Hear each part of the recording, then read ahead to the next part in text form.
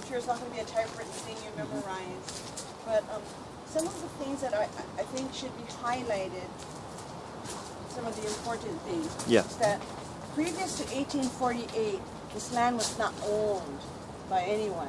There was a konohiki or a landlord, and that konohiki made sure that things that were taken from the ocean were only what was needed. For instance, like October 1st is lobster season open, yeah? Opposite, huh?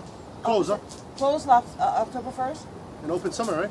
Okay. Yeah. So, lobster season closes October 1st. That's from ancient days, you know. That's a kind of way or a law that came to today, because why? If we didn't stop them, it would never have for the next year or the next generation. So those couples, and a lot of people will ask you, what religion was this? Well, this was what they called aikapu.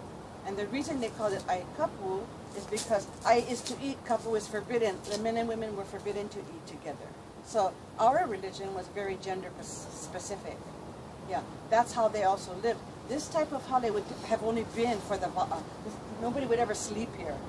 Yeah, this would not have been an eating place back in, because they lived in a kauhale or a group of houses, and one would be the haleva'a,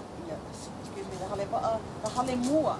Halemua was the men's eating house, where the men and the young boys, 8 years and up, that's where they had their meetings. The men did all the cooking. Yeah, they did the underground imus. They served the women at their house, hale aina, where the women and the young boys. And then when the young boys were about 7, they became sub-incised, joined the men. That's when they began to wear malo. And then the women weren't allowed to do any cooking, only kapuahi, which is like a pulehu thing, which is like a hibachi thing, yeah, warming up. And then there would be a hale kuku, where the women would make the cloth, and a hale pe'a by the river, where the women would go once a month for a week. And then there was always someone there taking care, you know, type thing.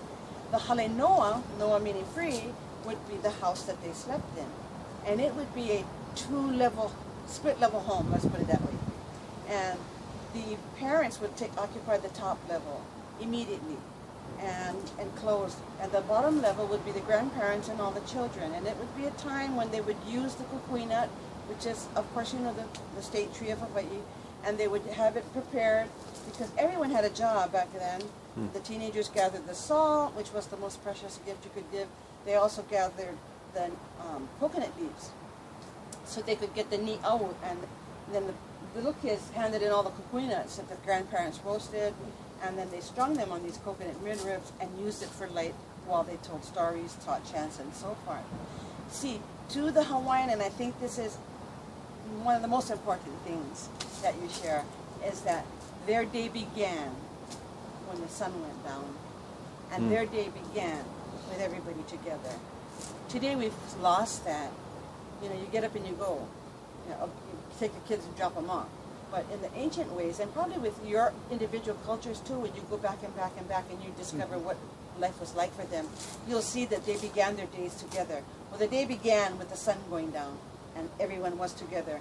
And after a time of sharing, they would sleep and have peace together. And then when the sun came up and woke them because of the heat, the work would now begin.